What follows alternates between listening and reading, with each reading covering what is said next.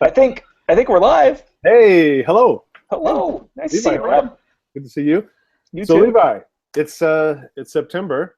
It's our September hangout. We're doing some 2-minute miracles, and we have a very special guest today. Who is that I'm so special guest? excited. Our special guest today is Nicole S. Young. Nicolesy. Hello. Thanks for having me Welcome. on. Thank Back with the you. photo Here. focus crew. Yeah, Yes. It's like coming home. yeah. Um, I have known and admired Nicole for a very long time. We've walked a similar path in the past. The admiration goes both ways, Rob. and stock and all that. So very exciting to see you back and get to hear some tips from you. You guys are both in the same place, aren't you? yeah, we're over here Yeah. in Portland. It's a sunny day Ah, for the most part. it's cloudy out here, Yeah. which I love the clouds. I've been sick of the whole summer thing. Yes. Like, it isn't over It's yet. too hot and sunny this year. Oh, yeah. A little bit of sunshine's fine, but, when there's clouds in the sky, it's better, and then when it's cool outside, it's even better.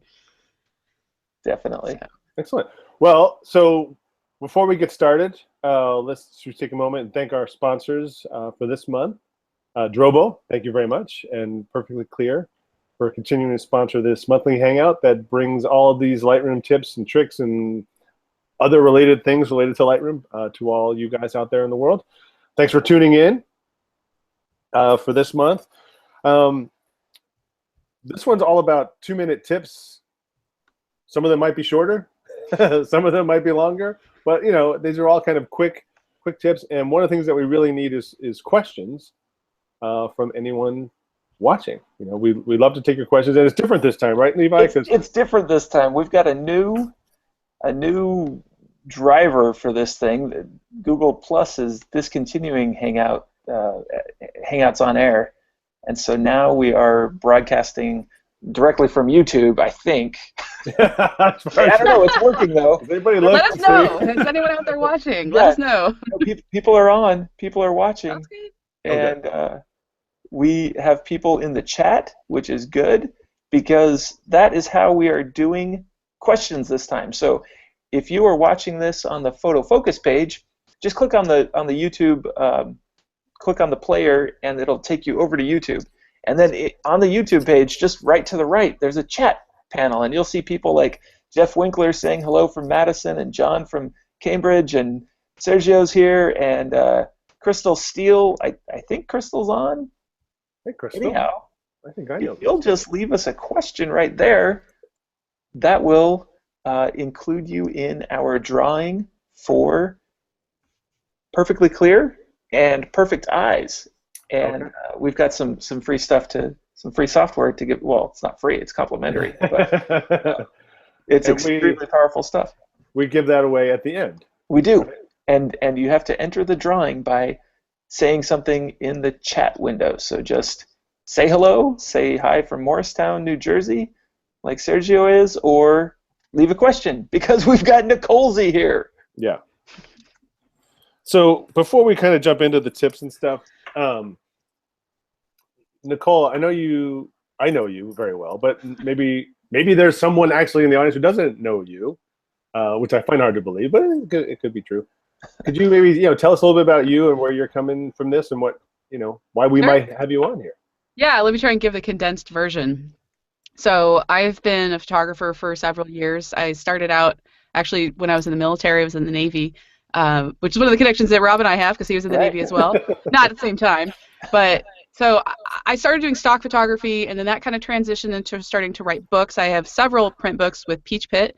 I have one that is probably my more popular one on food photography. And after a while, I just kind of slowly, it's always a transition. When you're self-employed, you just kind of move slowly from one thing to another. And for me, it's always been wanting to be an educator and teach photography. So I started self-publishing, and I've had a blog for, it's 2016 now, so I'm like 11 years into my blog. It's obviously gotten a lot better over the years. So when it started, it was pretty bad. You could scroll all the way back if you wanted to and actually see what it looked like way back in 2005. But I started to sell a few presets on my website, and then that grew into doing, I think, a free ebook offer, and that was mostly a kind of a testing the waters and just learning InDesign and things like that. And then that grew into doing my own tutorials and ebooks and selling my own, like, really, amazingly big products of not just things you'd see on blogs, but a little bit more advanced than that. I do a lot of teaching on on-when photo, Lightroom. I have a brand new Lightroom video course. I have textures and presets, and so that's my store, my online store. It's the Nicolesy store, is my full-time job. And I, of course, do other things on the side. I'm a photographer. I don't have clients. I don't do that type of photography, but I go out and take pictures like most people watching here who are hobby photographers or just really love photography and want to go out and photograph whatever, waterfalls, food, and the water, beach. I live in Oregon. It's really beautiful out here. So I use a lot of my photos in my teaching, and yeah, so that's pretty much me. I'm a photo educator is probably the best title for me. Author, photo educator. Yeah, I love Nicolesy as a photo educator because she is making it. She's working as a photographer, and she's a good educator, and she's not only an educator. I mean, I really respect people who are good educators, but I think it says a little more that you're also a working good photographer. Yeah, and that's how I like first. You've been paid for your photography. That's how I first met Nicole, probably like 12 years ago, doing stock photography, and that's how we kind of connected. And then we actually got to meet in person years later, and then we found out we had a lot in common. Then we both started writing books for Peach Pit, and continued on. Then Photo Focus, and we kind of do this kind of thing in and out. So it's really great to have you on here. So, thank you. I'm looking, when you see me looking up here, I'm looking at the chat up here. So I've got it in a different place. So I see Crystal is asking what time zone this is occurring in. It's occurring in your time zone. In all time zones. It is right now. Wherever you are, it is live right now. So I'm in the East Coast. Those guys are in the West Coast, but it's at the same moment. Right. And can I say something? So in the past, we've had a Q&A section as well as... and it's been kind of hard to find for some folks. So I'm glad that this chat seems to be easier to use. But help us out, and let's not use it for chat. Let's use it for questions. Like chat with Nicole on the chat and Rob and I by asking us questions there. But we need to use that. This is the way that we're doing questions. Should I have the chat up? Because I don't have the chat. Oh yeah. So go to the. You got to go. You have to watch. You kind of have to watch the live stream. Oh, so I have to go to the YouTube page? It's on the YouTube page. All right, I think there's a link for you in the bottom right corner of your screen, Nicole. Oh, really? Let's see. Do you see a little links chain, or is that only on mine? No, I don't see it. I'm not officially probably with the page, so pardon the technical difficulties here. Yes. Yeah. Well, while you're figuring that out, we'll direct you to the questions too, Nicole. Yeah. Sure. So Monty is asking if we ever see keywording available in Lightroom Mobile. We better go into the questions then. Yeah, so that's one of those questions too that it's really impossible to answer because none of us are on the Adobe team, and if we were, we wouldn't be able to say. So I don't know. It's definitely something that people have been asking about since Lightroom Mobile first was an idea that was expressed, to the public. People want to do metadata input on their mobile devices, not just look at the pictures or not just do the editing side. So I don't know. I mean, I know Adobe's definitely heard that message. I just don't know where it fits in their grand scheme. Right. But at the rate that they're updating it, who knows? I mean, it's amazing. I just recently wrote a Lightroom book. I did a little bit on Lightroom Mobile, but I didn't want to do too much just because I was afraid that by the time the book actually came out, that everything would be different. So it's a hard one to pin down. Well, something fun about Lightroom Mobile that I'm excited about is that it works with RAW photos. Yeah, so that's one of the newer. We can shoot RAW into our phones. Oh, so I use an iPhone, so starting next week I could start shooting RAW with this little guy. And I know some other phones already shoot RAW, and so that's a cool advancement. I'm glad to see Adobe keeping that up to date. Yeah. So, also, John Webb has a question here. He says, how hard was it to cut the information up into 2-minute chunks? I think he's talking about the title of our broadcast today, which is 2-Minute Miracles with Nicolesy, because Nicole has a new book. Yeah, well, it's actually video. It's a video training. It's a video training. So I've been doing kind of scattered throughout the years video tutorials on my blog and on YouTube, and I call them 2-minute tips. and most of them are on Photoshop, and I hadn't really ventured into doing them into Lightroom. And so basically, I come up with an idea, like let's say for Photoshop, like adding a rounded corners is one of the ones that I have, and I get right to the point. I jump into I'm sure a lot of you have gone into a tutorial and then you're sitting there and the guy's like, or the girl, they're like, oh, so here's I'm gonna show you this, but oh, first I want to tell you about this, and then it's like a minute or two before they actually get into the actual training. Or maybe it's a really long tutorial that shows a lot of different things, but you know that there's one thing in there, and that's why you found that tutorial and that's why you're watching it. So I tried to cut through all of the BS basically and just go straight to that one thing that you're trying to learn. And it's it's a really good resource type of training. Like if you want to go, well, how do I export a photo? That's, kind of a basic thing, but there's a section on exporting. So you can go, oh, these are all the things that I can do to export. And there's no, I did my best to keep them to 2 minutes. And I went through all the videos, and the average time of the video is just over 2 minutes. So I stuck with what I was hoping to do. There's a few that are in the 4-minute range, and there's a few that are in the less than 1 minute range. But for the most part, they're 2 minutes. And I'm not showing a start to finish processing techniques. That's not the point of the thing. Actually, I don't really show that at all. Everything is individual, bite-sized, kind of little cut to the chase. Why don't you show us one?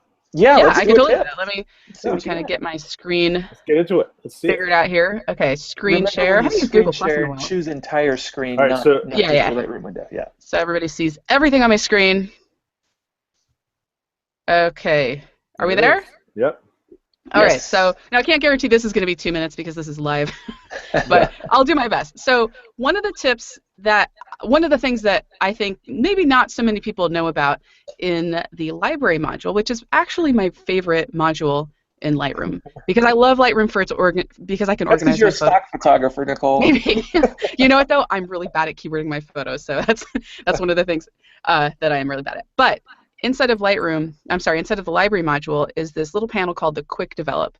I mean, most of us will go into the Develop panel to do all the major, white balance and tone and all those adjustments.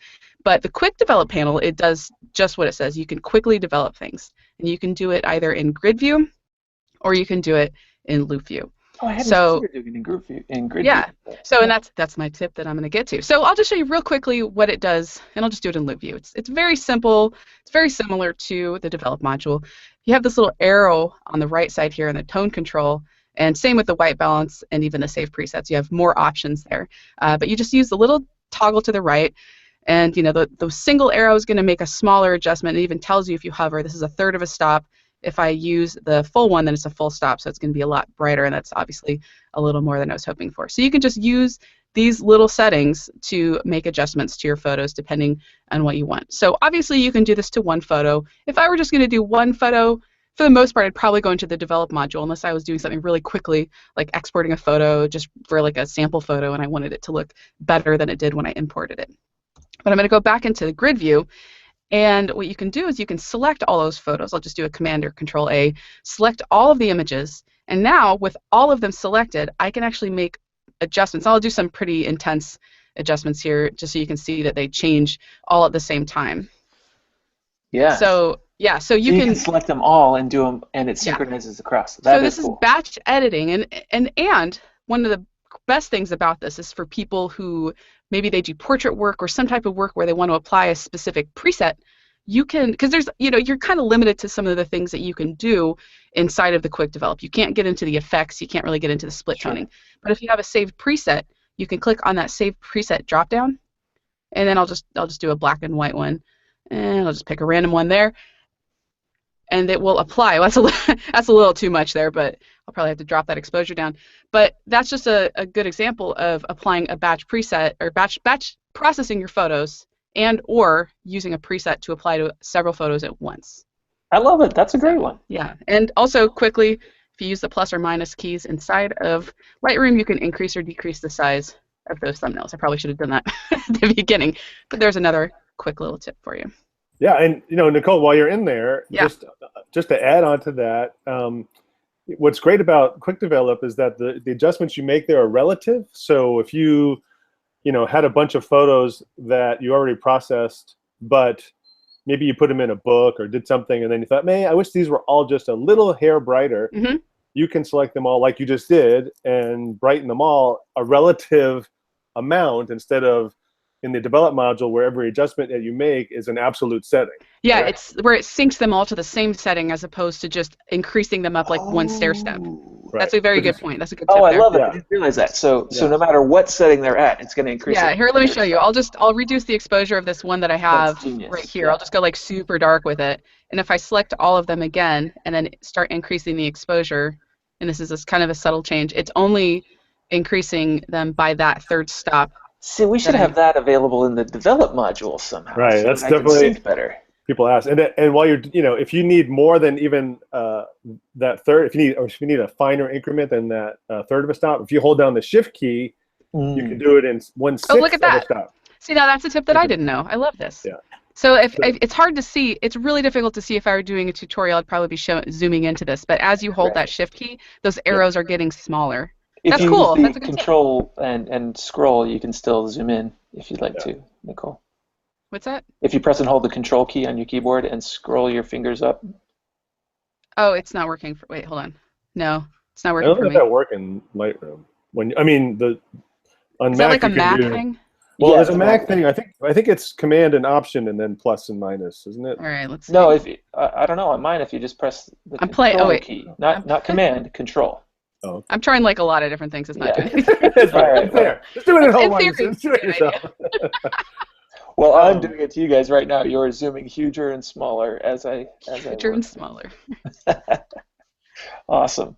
Well, that was a great tip. Hey, while you're there in the library module as well, Crystal is asking, when I keyword my images, the words no longer appear in my keyword list. Is there a limit to how many keywords LR will allow? Rob, do you have an answer for this? Because I know keywording, but you probably know it better than I do. So, Crystal, are you on Windows? I'm gonna guess you are. So there's no limit in Lightroom to how many keywords you can have, but I do believe there's a limit in Windows as to how long kind of a scrolling panel can be. And if you have a flat keyword list, meaning they're not stacked with parent-child keywords, then that list can get kind of long. So I have like excess of 10,000 keywords, and I haven't run into that trouble. But they're also kind of all nested into each other. My dog is trying to get my attention right now. Hello. And Well, you should show You better hold up your dog there. Yeah. and so on Windows, I think it's like 1,600. So this is Monty. Hello, Monty. Oh, he's getting big. Yeah. He is. It's awesome. He is, and he doesn't get why I'm sitting here talking to my computer when I could be playing with him right now. So my bet, Crystal, is if you... Oh, darn it. She's on Mac. Now you gotta think. No, yeah. No, well, there's no limit in Lightroom, and certainly, at least not that I have ever hit or been aware. How many keywords do you have, Crystal? I'm wondering if, I think there's a setting that you can turn on where Lightroom will put new keywords inside of a keyword. Like, let me. I think we're going to do a keywording episode here, Rob. Like the hierarchy? Are you talking about the hierarchy where you have like Yeah, I think subfolders of keywords? I'm just going to come in here and look and see if I can.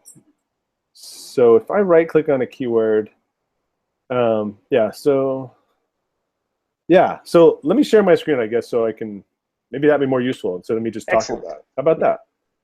I always do that. This is Well, our you did that. John Webb is 300th saying, episode, but Lightroom is so full of stuff. I'm amazed at how the peers are still learning off of each other. I guess we're the peers. Yeah, well, yes. I don't know everything. I wish I did, but I don't know everything. And there's always changes, and Rob is the Lightroom guy. He's Lightroomers. That's his Twitter handle. Rob is the Lightroom help but desk. you know why? Yeah. But I know what I know because people ask me questions. Because for the last 10 years, I've been answering people's questions like this, stuff that I wouldn't run into myself.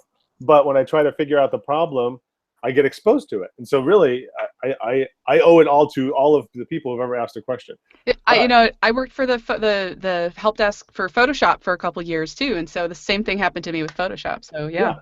Definitely. All right, so if you see my screen now, I'm just going to right-click on a keyword here, and down below is the put new keywords inside this keyword. I wonder if that could be enabled, and when you're entering new keywords, they're just getting stuffed inside a parent, because I know of no limit. I can't say for sure there's not a limit, but as sure as I can be, which is pretty sure, I don't believe there's any limit. And certainly not one that any normal human being should ever actually run up against. Because we assume that Crystal's a normal human being. I do. I think it's Crystal that I know, and she is. She's really lovely. So see if that's the case, Crystal. Let's see if I turn this on. All right. See if there's a keyword that has a little tiny dot next to it, because that's the one that I've put them into. If I uncheck that, that goes away. So let me just put this. I'll set this for agriculture. All right, oh, geez, that's a whole bunch of stuff in there. Let's just try this. All right, let me just make a brand new keyword. Levi. All right. So this whale's tail has now been keyworded Levi. All right, and so we saw whales the other day. We went out to the coast and we saw a bunch of whales. I'm going to put new keywords inside of Levi. All right, and so if I just come up here and then add another keyword, Nicole. All right, and I come down here. Nicole is now a child of Levi. Oh, we're nested. And so, if that had somehow gotten turned on, I wonder if that's yes. She says she's normal. She is normal. If it's even if you're the Crystal that I don't know, then I'm sure you're normal. But that'd be my guess. If keywords are just not appearing where you think they are, because if that was collapsed, and I was just keywording like crazy, up here. And I went to go look for them in the list, maybe I would never find them. So I don't know. That's my best guess. That's a live guess right there. So hopefully that. Well, Rob, while you're in there, didn't you have a tip for us related to? All right, yeah. So one of the things that people struggle with a lot is just kind of the basics of managing your files and moving them around. And so I've got 2 drives showing here. One of them is lit up and accessible, and the other is kind of grayed out and has all these question marks. And so on a Mac, you see the volume name. If I was on Windows, we would see a drive letter. And when I travel, I have an external hard drive that's next to me that you can't see because I'm showing my screen. It's just a G-Tech, G drive, 4 terabyte drive. And that fits nicely in my bag, and I just take that with me when I go on trips and stuff. And when I come back, though, I have a Drobo that sits on my desk, and that's what I use most of the time. And so I just gotten back, and I have this still set to the external photos hard drive. But if we look here, if you can see my desktop here, my Drobo is lit up and active. It's plugged in. My external hard drive other one is not.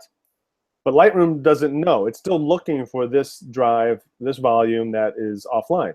Because Lightroom stores that complete path that we see here for volumes, external photos. It's looking for that exact path. And so all I do when I come back and I want to switch drives, because I mirror these 2 drives together, so they have the same content on both. I come over here, find missing folder, right? And then I just look for my Drobo.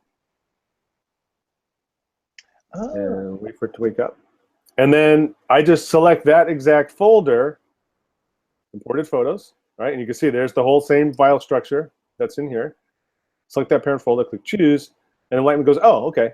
And now I have access to all those photos, but they're now just under that drive, right? And so as long as I keep these 2 drives synced, and I just use file synchronization software to do that, not that Lightroom's not involved in keeping them in sync, then I can just swap back and forth between those drives all day long, and Lightroom doesn't care because it's all the same photos. And there's my dog again. So yeah, so that's one of those little tips. Wow. Well, that fits in with Jeff Winkler's question. He says, I've got a good workflow for getting my pictures in, and then I use LR for processing. It works good for me, but should I work harder to use LR to organize? Yes. Jeff, yeah. You should. Yeah. You That's could the whole point. anyway. I could, right? We could all probably do a little bit, well, a lot more to use Lightroom to organize. Yeah, well, the thing about Lightroom, that's its strength. I mean, we love the develop module, but if you're just going to use the develop module, just use Camera Raw and Bridge, right? Don't even involve the catalog. So if you're going to bring them into Lightroom, then Lightroom is tracking those photos. It's storing all the work you do about them in that catalog file. You might as well take it to the next step and use all those great keywording things to metadata entry, collection membership. I mean, there's so many things you can use inside of Lightroom to help you organize your photos that don't exist in other things. Don't feel like you have to use everything. Like, like I confess that I really am not good at keywording my photos. It's ironic because I do a lot of stock photography, but I always keyword my stuff usually just separate from that inside of whatever stock platform that I'm using. But I don't know, maybe it's just the way that I organize my photos and I kind of remember where things might be. I know we're talking about Lightroom, but I actually tend to use, if I need to find a specific thing in a photograph, and hopefully one day Lightroom will actually implement this, I use Google Photos, the Google Photos app. I have it's on my phone and it syncs all of my photos.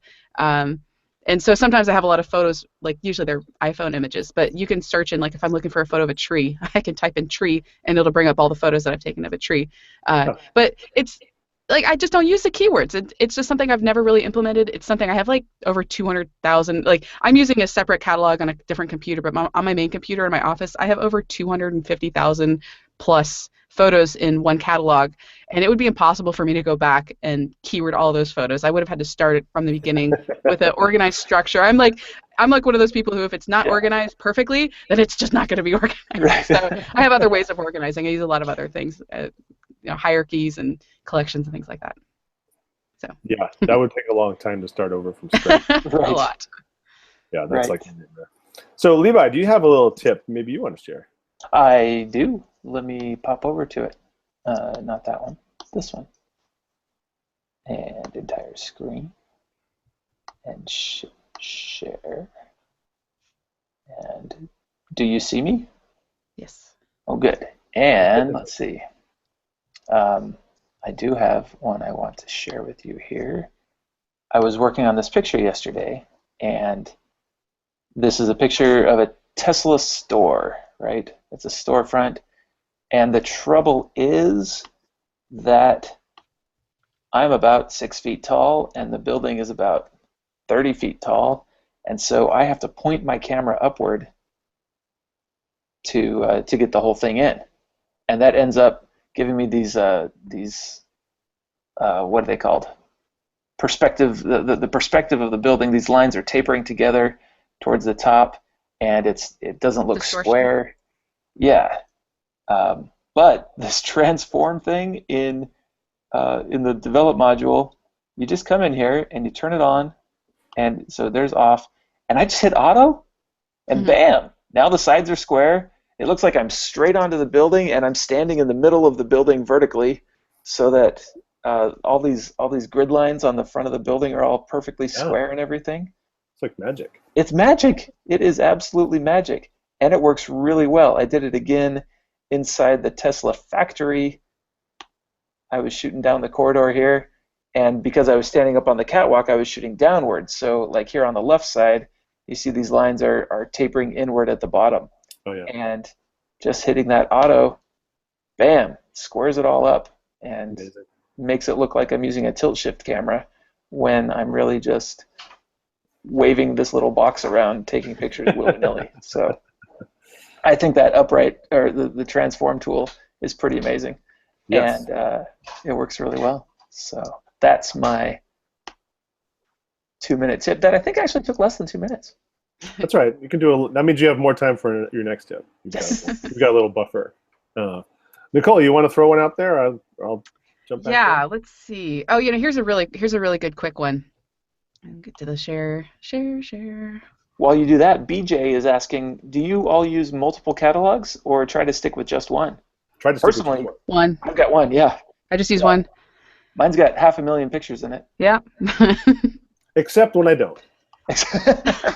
I only use other catalogs when I'm doing tutorials. Yeah, because I like it to look clean. I mean, I want it to look like I use it. I'm not trying to like fool anyone, but I don't want it to look like just a blank Lightroom thing. But I don't want it to be too customized because I want it to still look like other people's Lightroom. Yeah. So, all right, let's go. Okay, so this is another. I think most of my tips here are all in the library module. So, have you ever been in Lightroom and you go, I was just editing a photo. I was just looking at a photo in this folder, and I can't remember exactly where it was, or maybe you have to go all the way back. And I don't have a lot of folders going on here in my folders panel, but in my other catalog, I have folders and subfolders and subfolders. Yeah. So Like it takes I'm me. working with one client, and then somebody calls and says, "Can I have a picture?" Yeah. So if you've just been in that, maybe a few folders back, you can try and use these little back buttons here. And that might kind of work, but you're going back and forth to selections and all things like that. So the fastest way is to just hover in this little blank space. It's really the same line that the path is going to be on in the film strip at the bottom. Right click, and now you have this recent sources pop-up. So you can go into any of those folders or collections. Oh, genius. It's one of those things actually that I've discovered in creating things like tutorials. I was like, what is this? Sometimes I just move my cursor around and click or press random buttons to see what happens. Yeah. But so that's for finding previous. So I'll jump into a folder I was in recently, a bunch of random images there, and then you can also add favorites. So if you have folders or collections that you go into very regularly, then you can add it to your favorites. So I can select add to favorites, and now when I right click again in that same area, there is that folder that I'm in right now. So that's awesome. That's my quick little tip there. Excellent. That's awesome. So I could put my portfolio thing as a favorites or whatever. That's great. Yeah. Or you could clear it out too if you go into it. Let's see how that works. So remove from favorites. So let's say you happen to be doing a project. Like you said, you have some clients you've been working with, and you just want to quickly add them to there so that way you can jump back and forth to that folder really quickly. That's another, thing. So you can just remove it from your favorites when you're done working on it. So yeah. No, it's That's very awesome. cool. And it's accessible in other places. So if you're in the develop module and you want to jump to a folder, there we go. Because the folders panel is only available in there you go. In library. You can add a folder as your favorite and access it that genius. way, as long as well as your recent folders and stuff. Yeah. Can I do it with a published collection? Well, you can go to so. recent sources and try and see if go there and see if you can save it as a favorite. I don't know. I don't use published services just because I don't have any set up here, so I can't show anything. I know Levi is a big power user of them. So I do on my main all the time, and so I do on my main. Hold on, let me get out of this. I wish published services was available in the develop module. Like we've got collections there, but I wish we had the published services available down there too. I'm stuck in a screen share loop. There's a button at the bottom of your screen. Look towards the bottom. It's just a little like overlay at the bottom of your screen. I hit it, so it's not there anymore. Okay, go back to that window. We're not looking at your screen, so. Oh wait, there. And then hover on the share button again. I thought I found it. I'm usually very versed in these kinds of things too, so. There we go. Infinite scrolling loop of Nicole. Right. Hey, Erica Thornus says hi. Hi, Erica. Erica! Hey, Erica. Well, Nicole is in her infinite loop of fun there. Crystal and Jeffrey are asking a question. So Crystal's asking that she's not yet updated to the newest version of Lightroom. Is it easy, and am I likely to experience any problems?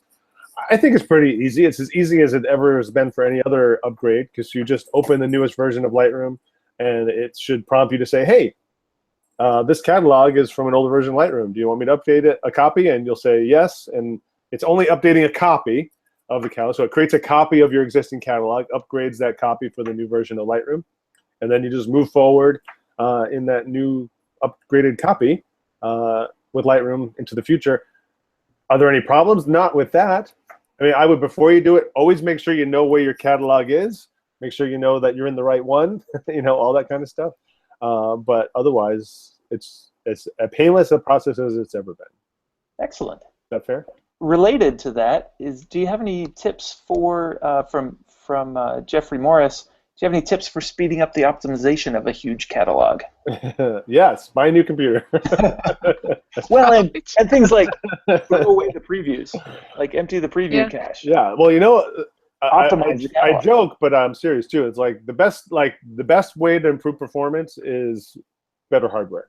Having an SSD drive will vastly improve your performance if your catalog is on that SSD drive.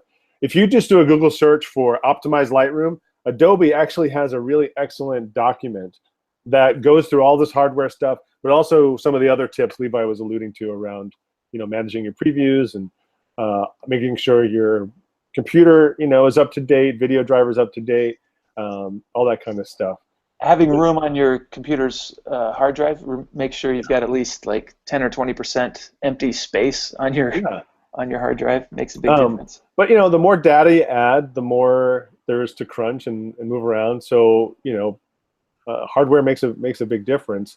There is the optimized Lightroom function, optimized catalog function. I don't know. Maybe I'll call it optimized. Did I share my screen again? Yeah, go for that. And then I could get into a tippy tip too. So Paul Conrad also says hi, Nicole. Hi, Pablo. What a friendly group we've got. Yeah. So, do you see my screen now? Yes. Okay. So under the file menu here, we have optimized catalog. So if you have a really big catalog, like Nicole's was really big, and if she hadn't done that recently, running this optimized catalog function, which you can also run when you quit Lightroom and back it up, that can improve things for sure. Sometimes having a lot of presets in the develop module, I don't know where that stands recently, but I know in the past that has, for like, I'm talking about like people who should be on an episode of Hoarders for presets, or if you make presets yourself. Yeah, if you've got a lot, that can, I don't know where, I haven't tested it in a while, so I can't say for sure it's still a problem, but I know that's slowed things down for folks.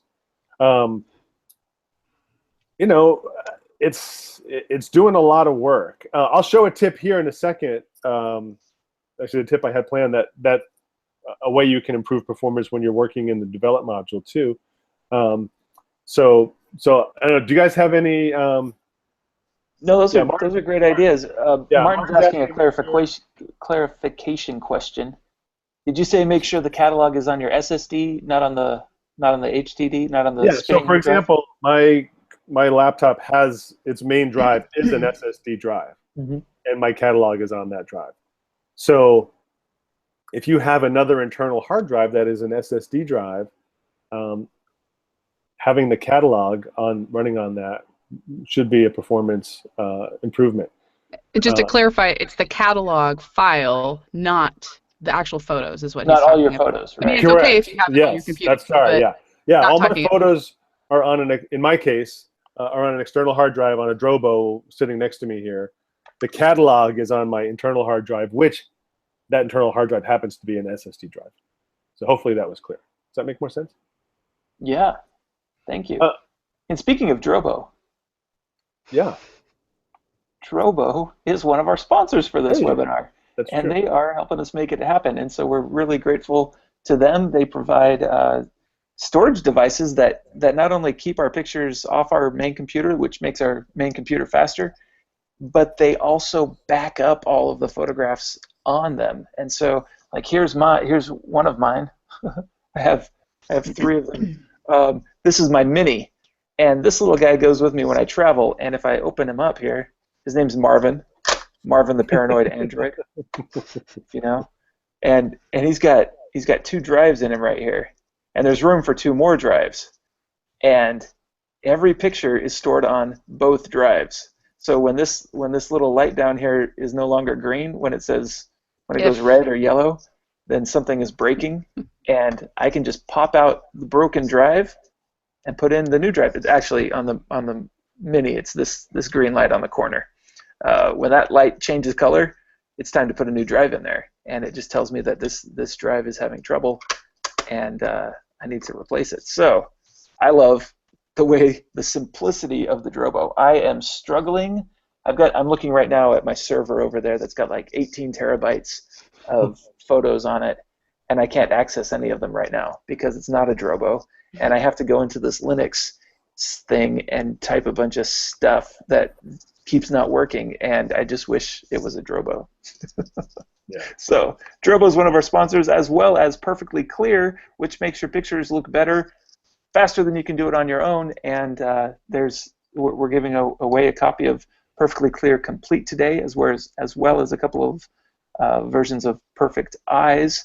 And these are just marvelous tools. I use them all the time for my landscape, my interiors, my just about every photography genre I do, especially portraiture. I use Perfectly Clear to help my pictures look better faster than I can do it on my own. And if You've you'd got a like tip to for be that, entered, I do. I'll have a tip coming up. If you'd like to be entered in our drawing for one of these complimentary software tools, please leave a comment or say hello in the chat window right here on the YouTube page. Yeah. Awesome. And we've got a lot of people chiming in already. we do. Which is great. We do. So I'm looking up at the comments. All right, so you see You're my still sharing screen, by the way. All right, good. All right, so let me try and show you this little tip, which originated. So I know a lot of photographers who use Lightroom and are really good at it and really talented photographers, but sometimes they still are, like we are, discovering things inside of Lightroom that they did not know.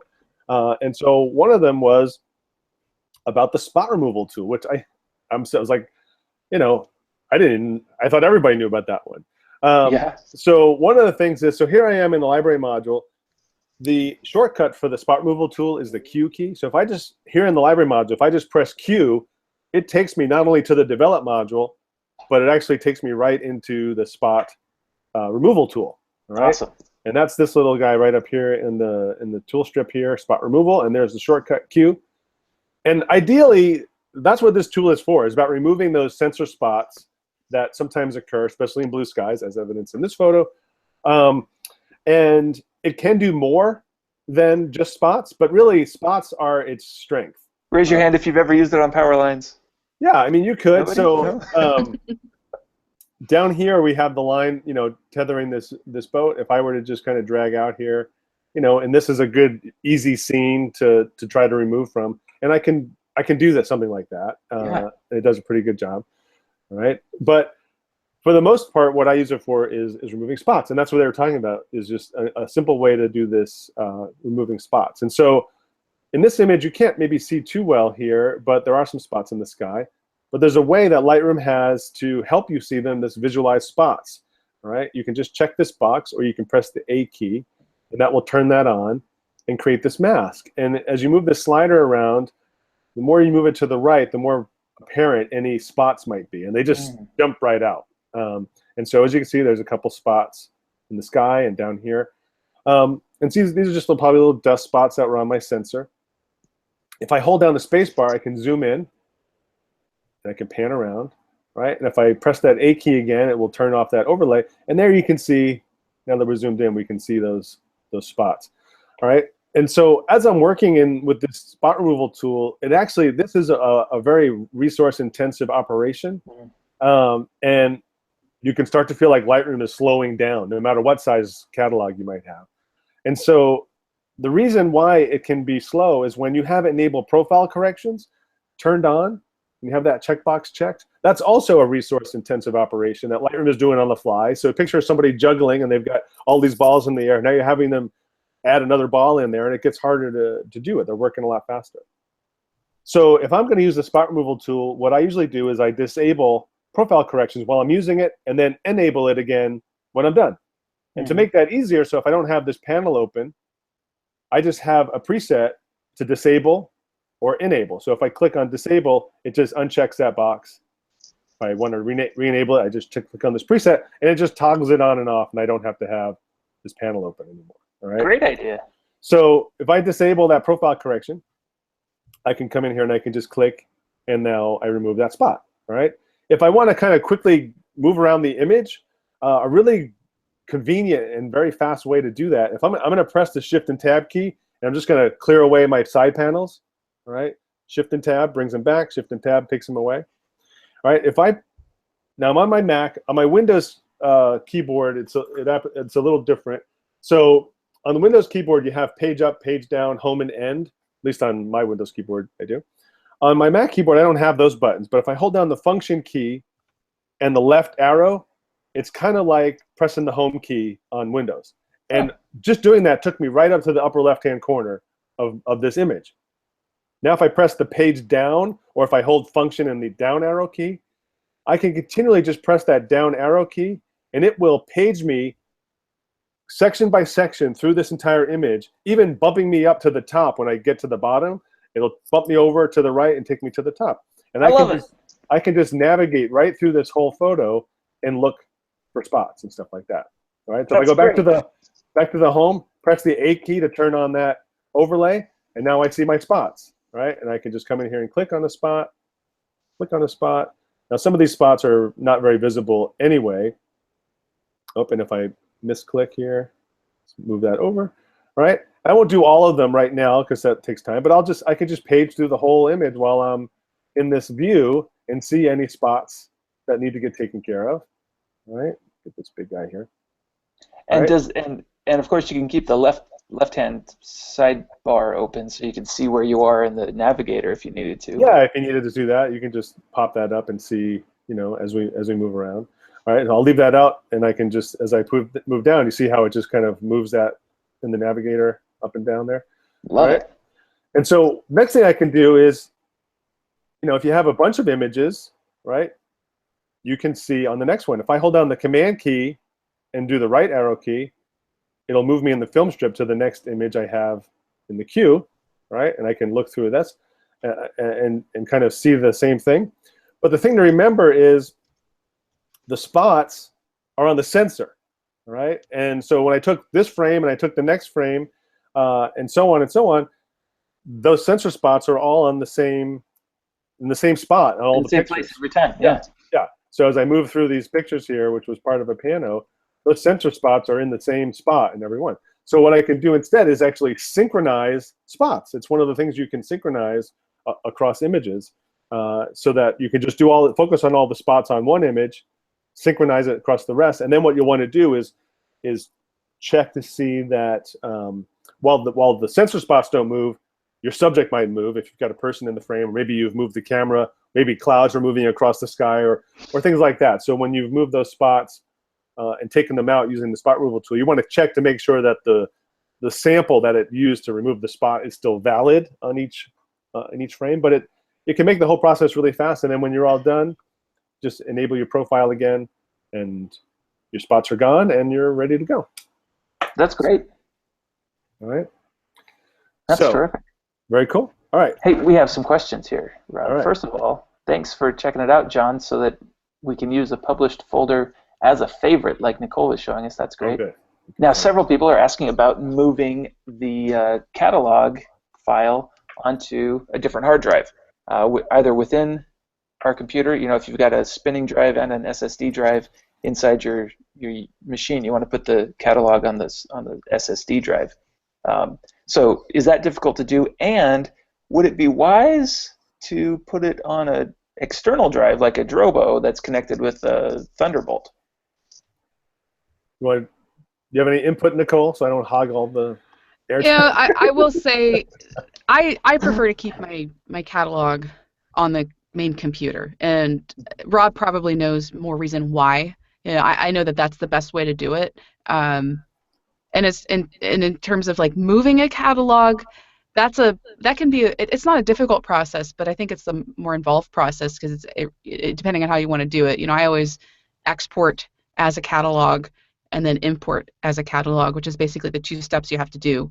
So if you want to move a catalog, that's if you've got another catalog. Well, like let's say I get a brand new computer, Mm-hmm. and it's a blank computer, and I have my photos on an external drive. I would go into my catalog on Lightroom, and I would select, there's a setting, let me just share my screen and see if I can do it. This is one of those things, it's like I can't really show to do it because you kind of have to be doing the process. So let's see, now I'm going to have to futz around a little bit because I don't do this very often. So so I have all the photos selected, and then let's see here, I would go to, help me out, Rob. Export as a catalog. There it is. So I'd export as a catalog, and I'll just do that, save it as a name.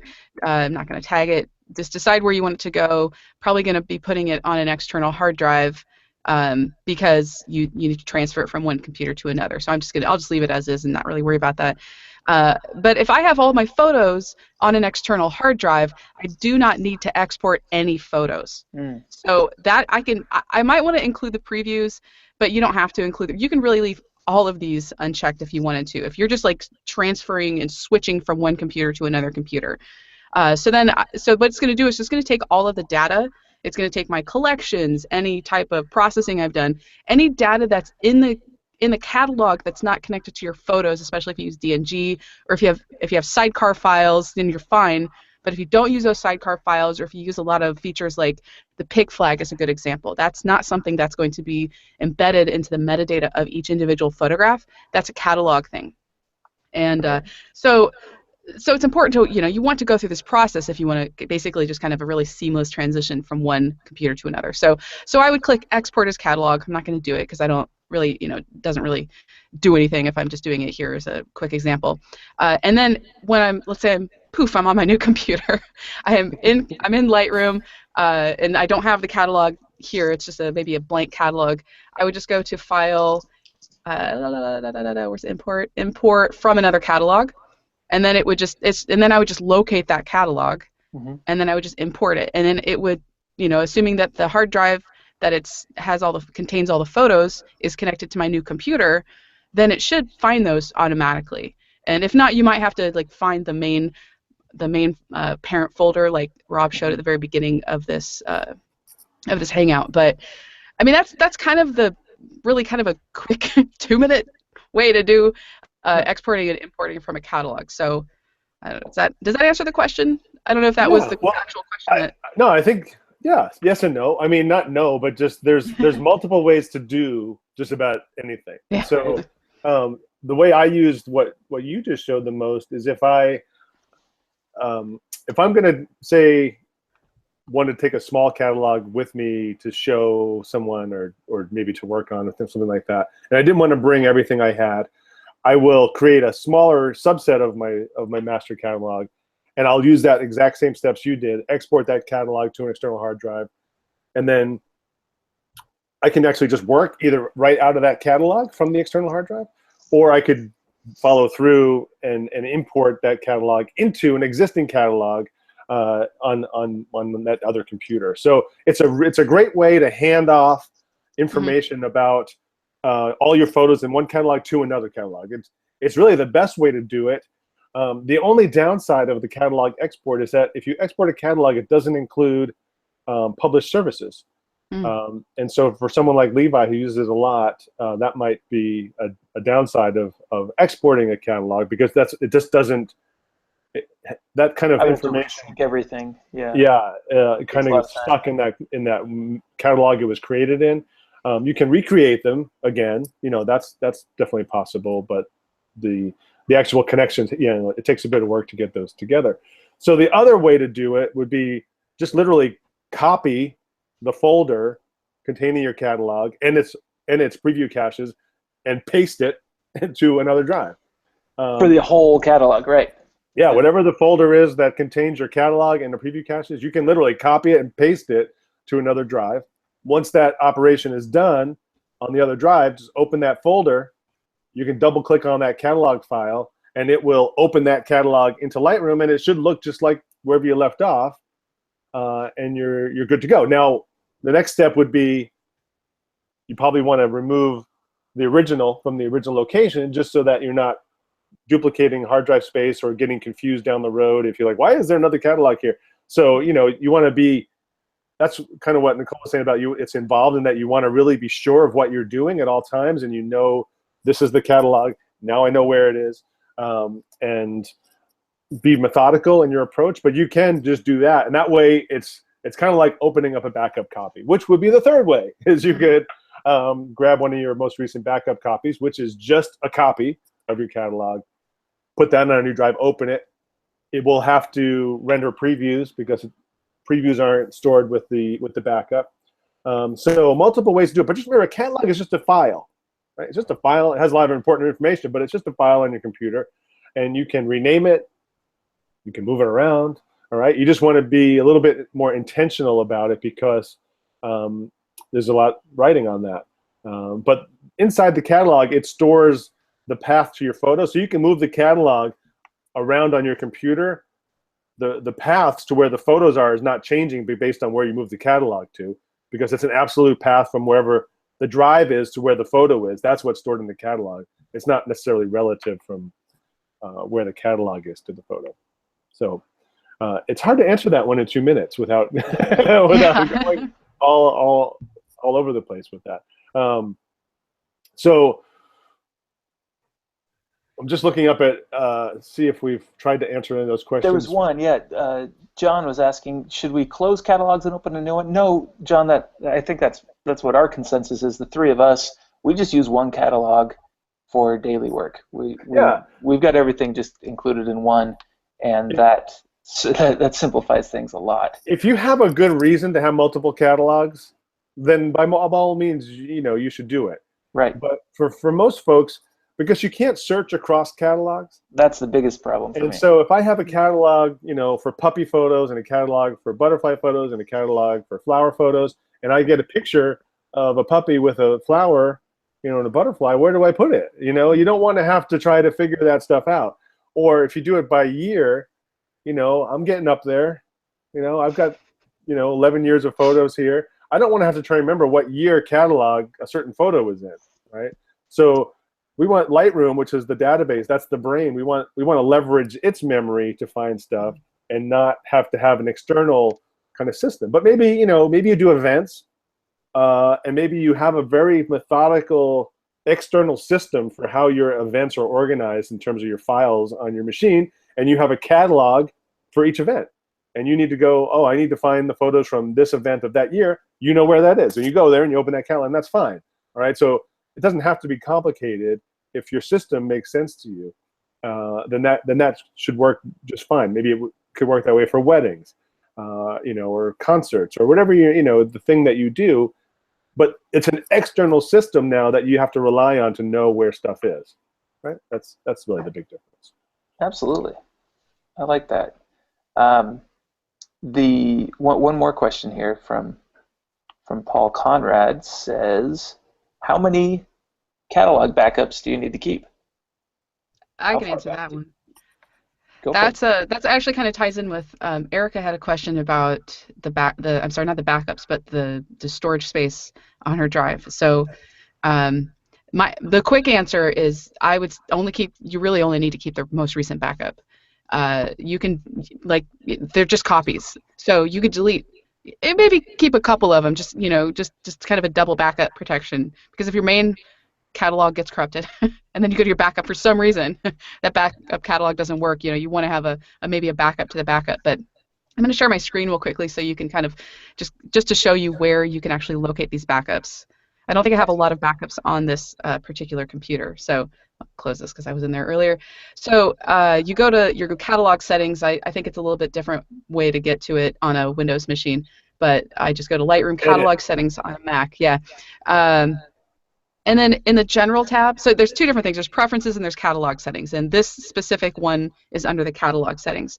So you go into the General, and then in Information, this is just telling me where the location of my catalog is located. And this is also the location of the backups. So if I click that Show button, that's going to open up that on my computer. So now I can, and this is my Lightroom catalog, I have a few in here, and here I don't even have any backups because this is kind of a new catalog. But if I go into my main Lightroom, one of the other catalogs on this particular computer, there's a folder with backups. And now here I only have one, and you can see it's been a couple months since I backed it up, because this is kind of my tutorial computer, a separate computer I have in my little sound studio here. So if I only had one backup here, I wouldn't delete it. But if I bet you anything that if I went to my desktop computer, I have probably dozens of backups that I have not deleted. So I could go through every single one of those backups and delete all of them except for maybe the one or two most recents. And you're not going to lose anything. But it is going to clear up space on your drive. I don't know if it improves performance at all. It might. I'm not sure. Rob would probably know that better than I would. But yeah, you can definitely delete those backups. Because a lot of the times when I'll go back to this. Here it says backup catalog, and you can say how often you want it to back up. So if you have this set when Lightroom not that one. Every time Lightroom exits, and you always back it up. I'm kind of bad. Sometimes I skip it. I skip it pretty regularly. Just because I'm like, no, I don't want to wait for it to. I don't want to wait for the 5 minutes because I have such a huge catalog. I don't want to wait for it to do it because I need to reboot my computer or whatever. But if you do this every single time you exit Lightroom, then you're going to have a lot of backups in that folder. So every once in a while try to remember. And I kind of wish that there was a setting in Lightroom that would just say only keep X amount of most recent backups. That would be a really beautiful setting, but I don't know if that would be, because it's not really internal to the catalog. That's more of a folder system, you know, like a Mac or a Windows folder file thing. So yeah, that's all. So there, yeah. that's my my No, little tip there. that's great. Let me, if I can, Levi. I know I don't want to hog you out here, but can I share my screen? Go for it. All right. So just kind of building on that, and also I was looking over and BJ is making a statement that he's right, and I want to just clarify. So, kind of building on what Nicole said, and kind of building on the question before about opening or copying a catalog to a new drive. And BJ says, I might be wrong, but I think that when I moved my catalog to another drive, I had to change the catalog location info and preferences too. And what he means there is, so if I come up to the Lightroom menu here, and this would be under Edit on Windows, and I go to Preferences, which is what Nicole was just talking about, there's this default catalog preference, right? And by default, it's set to load most recent, all right? And this is bad. I think this is really bad. And I don't want to take too much time, but I'll try and tell a quick story, is that when this is set to load most recent, it's trying to help you by just, when you quit Lightroom and then launch Lightroom again, it just opens the last catalog that you were using. Now, if you only have one catalog, you think, well, it'll always open that one catalog every time. But the problem that I've encountered people having more than once, actually quite a number of times, and even recently, is that at some point in their Lightroom past, they might have had multiple catalogs, or they just were playing around, or they went into that backup folder, saw those backup copies, and went, I wonder what this is or what this looks like, and they opened up a backup copy of a catalog into Lightroom, and then went, oh, it's just an exact copy of my catalog, not a big deal. They quit Lightroom, all right? Now, next time they launch Lightroom, guess which catalog opens? It's the one in their backup folder, in their backup location. And they may not be aware of it because it looks just like your regular catalog. It may be older. Now stuff's missing. They think Lightroom just lost some collections, or folders are missing, or what happened. And the problem is not that Lightroom lost them, it's that they just opened an older catalog that doesn't have that information. And then what has also happened to folks is they read or hear a web tutorial like this, and they think, oh, I need to go delete all my old backup copies.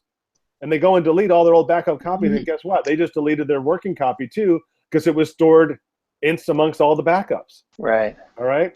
And so this is like my biggest pet peeve. Don't use this default setting. Instead, choose your specific catalog. So as BJ did, he moved his catalog to another drive. Now, what I said is if you copy it to another drive, when that copy operation is over, if you just double click on the catalog file itself, it will open into Lightroom. You can come right to this menu, and that path will be right there. And you can just choose it. All right? By choosing a specific catalog, if I were to open another catalog and quit Lightroom, the next time I launch Lightroom, it's only going to open this specific catalog. And that's what I wanted to do each time. If I had multiple catalogs, I could choose Prompt Me when starting Lightroom, and you'll see every time you launch Lightroom, you get this little dialog that says which catalog you want to open. If you only have one, then just come right back to here and just use this one specific catalog. And then that should help you avoid that problem that other people have encountered. And BJ, thank you for bringing that up so I could try to clarify that. But it's really important. I can't tell you how many people have lost, hours and hours of work because of that little setting and not realizing that. Right. So everybody go do that right now before you go deleting your old backups and finding out that you're one of those people. Now, right? did you have, I assume that you discovered this because you probably had a question and then you kind of like dug into the question and then you figured it out. That's exactly right. But it's got to be, that's one of the most difficult things. Like I don't get a lot of Lightroom questions because I haven't really done a lot with Lightroom at like, publicly and teaching other than my most recent Lightroom course. But I follow, there's some like groups in Facebook and I follow them and most of the questions are questions like that, like catalog questions or color profile questions. Those are difficult. They're difficult to answer because a lot of it is really, if I were sitting at your computer, totally subjective stuff. Yeah, if I could sit at people's computer, then I would be able to probably figure these things out. But when you are trying to answer these, you don't have all the information, and sometimes people don't always know the information to give. That's why they're having a problem. So, mad props to you, Rob, because that's a tough job. Yeah, can I use that as a segue for a little tiny plug? that okay? Yeah. So Yes. there's this book. Yes.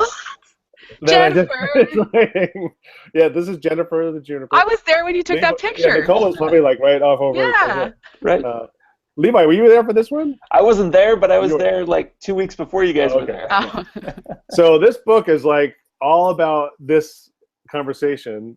You know, from my experience doing help desk for 10 years, that book, there's nothing about develop in that book. It's all about this kind of stuff, managing your catalog, managing your photos, and understanding this relationship and how to hopefully avoid all these pitfalls. So, you know, thanks to everyone who's asked questions, all those answers are in that book, and maybe that would help somebody else in the future. So thank you for that little segue. If you would like some develop help, I know somebody who wrote a book on the develop module as well. In fact, it was the three of us. Yeah. Oh, that's right. That's right. A little photo focus ebook. And there's even one on organizing too. Yes, there's another one on organizing. Yeah, I think I'm in that one. Rob's in that one. You can just search for any of our names and it'll come up as an ebook. I think it's like $3. So, yeah, so that's on that's in the iBook store. One of the cool things about Lightroom, just as a software in general, is that it's very evergreen. A lot of the training you get, you know, so you can get training from a couple years ago and it's still applicable to what you're using now, with obviously some exceptions. And you can get training now if you have a Lightroom 5 or Lightroom 6, and if the training's for Lightroom CC. I mean, Lightroom CC and Lightroom 6 are actually pretty much the same thing. There's obviously some cloud differences. And like there's some develop differences, but the library just kind of builds. Yeah. You don't lose any features. It's kind of nice. Yeah. So hold up the someone book wants you to again hold there. up the book. Yeah. Yeah. Monty wants to see your book. Also noticing we're kind of at our top of our hour. Do you have names for the prizes? Let's draw our names here. So I'll got drum roll. Yeah. Oh, that sounds like you were typing a mad letter right there. or strong bad. Taming your photo library. Beautiful. With Lightroom. Exactly. So Monty, it's taming your photo library with Lightroom. Hopefully. So thank you for asking. I think so Paul, while you're doing that, Paul's asking concerning previews and smart previews, would it be detrimental to delete them if we don't use them? Mine are 60 gigabytes and 20 gigabytes respectively. It's not detrimental, no, because Lightroom doesn't need the previews and it will re-render them if it needs them. Inside of Lightroom, let me just verify where this is, but under, if you go to the file handling menu, under catalog settings, file handling, you can control how often Lightroom discards the one-to-one previews inside of there. And under the library menu, previews, you can also discard smart previews that way. So, all right, I guess I'll share my screen again. Levi, if you have your name, go ahead. I've got names. Let's announce these names so people can start telling us they're still here. So how does this work? If you call my name, what do I do? If I call your name, you just need to send me an email. My email address is levi@photofocus.com. Pretty simple. And I will send you a link and some instructions for how to download your software from Athentech, from Perfectly Clear. And you're going to love how it works. And so our first winner is Paul Conrad. Hey. Wins the Perfectly Clear Complete Suite, which is pretty sweet. So Paul, if you are still here, please leave another note. Just weigh in one more time and say you're still here. And the next one for Perfect Eyes is Crystal Steele. So Crystal, if you're still here, please leave us a note on the chat and say you're still here. And Carl Nicholas also won Perfect Eyes. So Perfectly Clear Complete for Paul Conrad, Perfect Eyes for Crystal Steele and Carl Nicholas. Please, all right, Crystal's here, Paul's here. Let's see if Carl's still there.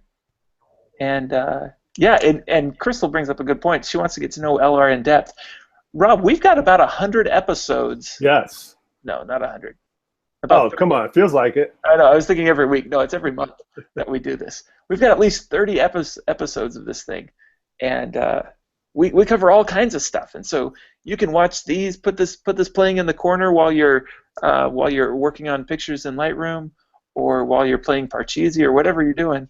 and learn with us. We've got more to share with you on just about every topic in Lightroom. On Photo Focus itself, there's a ton of Lightroom content. Nicole has articles on there. Levi does. I do. Other people, really talented, smart people do. It's a great resource for Lightroom, Photoshop, photography in general. There's tons of stuff on there. So yeah. So let me share this real quick. So Paul was asking about smart previews. So one of the things that I do is I use smart collections. And one of the things I try to do is I have what I call my little catalog dashboard, and I have different categories of smart collections. And these are really simple smart collections, just with like one criteria, really. So for the smart previews one, if I double click on it, it is smart previews, has smart previews is true. So if any photo has a smart preview, they appear in here, all right? And so I can see that I have 2,800 smart previews. And those take up a lot more space than normal previews. Yeah, so they're bigger, all right? I'm scrolling up trying to see that picture of if I go to, oh, that was me. That was me holding my son 15 years ago. He's that little Twinkie there is now 200 pounds and 6 feet tall. That little Twinkie. So on this file handling of the catalog settings, all right, it tells you the size of your preview cache. That's the regular previews. That's, you know, the thumbnails we see in here. And here's where I can choose how often to discard the one-to-one. That's the full size if I'm in library and I zoom in one-to-one. But here's my smart preview. So for 2,800 files, it's only 3 gigs. It's not that big. Okay. Okay. All right. So, but if I didn't have a need for, you know, one of these smart previews, I can go up to the library menu, go to previews, and I can discard. All right. Do I want to discard the one selected, or do I want to get rid of them all? I can get rid of them all. I can discard one. You know? So you can manage them that way. You don't have to just delete the cache file itself. You could. It's not going to blow up or anything if you delete the cache file itself. And actually, periodically, I have deleted, just nuked that preview cache file just to make Lightroom start over fresh. Mm-hmm. All right, one last thing, because I wanted to say this before, and I was very excited about this. All right, so this is somewhat Lightroom mobile-ish related. All right, and so if you go to lightroom.adobe.com, and this is for, sorry, if you're not a Creative Cloud subscriber, sorry, you won't be able to take advantage of this one. But if you are, this is a cool little thing. Is this just another one of those great features we get from using Creative Cloud? Yeah. So all of my photos that are synced through Lightroom Mobile, I can actually access through Lightroom Web. Right? I can actually even upload files through this interface. But I can tell I've got 1,200 photos on through my Lightroom Mobile. No videos. I've got 35 collections. A recent collection with my photography class. We just started taking pictures, and we just started. So they're nothing to show in there. But I can also, right from here, I can even, this little thumbnail, this isn't all of them, but I can share a collection from here. This technology preview, this goes back to what Nicole had said earlier about how she uses Google Photos. So if I just want to go, I can share this collection out from my whale watch, but I'm not going to do that. But while I'm in this interface under Photos here, I can actually search my photos using just words. All right, these aren't keywords that I've applied. So if I wanted to find people, yeah, Lightroom just goes through and using this magical this preview of technology, it's finding all my people photos. All right, but it's only those synced with Lightroom Mobile. Yeah, exactly. That's really cool. And it's not because they have the keyword people.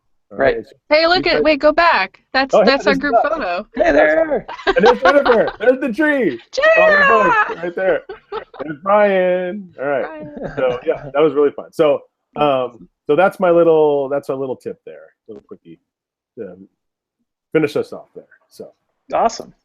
All right. Well, thanks, Rob.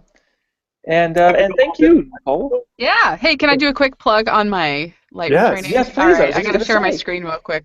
How do we find your new 2 minutes? Yeah. So my training, I can't hold it up. Can you see my screen? Can you see okay. I can't hold it up because it's a digital product. But I mentioned my store at the beginning, and this is one of the many products I have in here. And this is the brand. It's very new. It's only been out less than a month, I believe. But it's Lightroom 2-minute tips. It's video tutorials. It's $50, and it's really well done. Really well done. I put a lot into it. If you want to see what all of the classes are, I have all of the every single thing, including the amount of time for each Yeah. course, listed out in the table of contents tab, and there's a few free previews if that'll load. There's a video there, but How much total time of training? well, let me look at the description. It is almost just under 5 minutes. 5 hours. 5 hours. It's So only 2 tips. it's only 5 minutes long. It's a really short course. No, it's under 5 hours, but there are 2 minutes. Like average 2 minutes per course. So there's over I think 139. I think it says here somewhere 139 bite-sized videos. So. That's excellent. Really well done. Congratulations, Nicole. Yeah. Nice work. Well, and so we can find you at Nicolesy.com. Where else can we see what's cooking? Well, I'm on Instagram, Twitter, Facebook. It's all linked from my website, or you can just search for Nicolesy, Nicolesy. So yeah, I'm all over the place. Yeah, you are. That's great. And Rob, where can we catch up with you? Well, head over to Photo Focus. Got my little thing up there, but but the most recent stuff is on there. There's that book I mentioned earlier. But Yes. Someone wants you to show it again. Show the book again. That's right. That's right. We were right. Taming your photo library. Yeah. Excellent. Maybe you guys could link to it on the Photo Focus page. I believe there's a. Is it already linked? Someone's doing a review, so there you hopefully it's a good one. But and this is a very, very new book, just a few weeks ago, right? 2 weeks ago, yeah. Yeah, I just got it. I just literally got it in my hands just like last week. Such a good feeling, isn't it? That's great. And we'll see you at PPE, Rob. Yeah, I'm like 90% sure I'll be down there for that. So yes, and Photo Focus is doing a bunch of things at Photo Plus East. It sounds like we're still figuring that out, but there's a lot to do there anyway. But looks like we might have a Photo Focus presence there as well. Come up and see us in New York. We'll be there. I booked my tickets. End of October, like the 19th to the 22nd or something like that. Yeah. Yep. So Levi, where can we find you except for? I am on Photo Focus. I'm writing there all the time, and I've got Instagram going, and I'll be at PPE, and I'll be on a photo walk near you. I'm doing a photo walk in Portland in a couple weeks, so if you're there, come on out. When's the photo walk? 16th and 17th. Oh. We're gonna do kind of an open photography day where the works are in the works, but it'll be at Pro Photo. I'll send you a link. Yeah, do. Yeah. Well, Nicole, thank you so much for joining us. Thank you. Thanks for having me on. My pleasure. Definitely will have you back again because you're awesome. All right. So well, thanks a ton, guys. So the first Monday of the month is what we're trying to do this for. About 1 o'clock Eastern time, which is like 11 your time? 10 your time? 10. 10 our time, yep. And unless there's a Labor Day or a Apple keynote event. Exactly, yeah. We should be good for at least next month on both of those counts. Right. So we'll see you guys next month. All right. Thanks, everyone. Bye.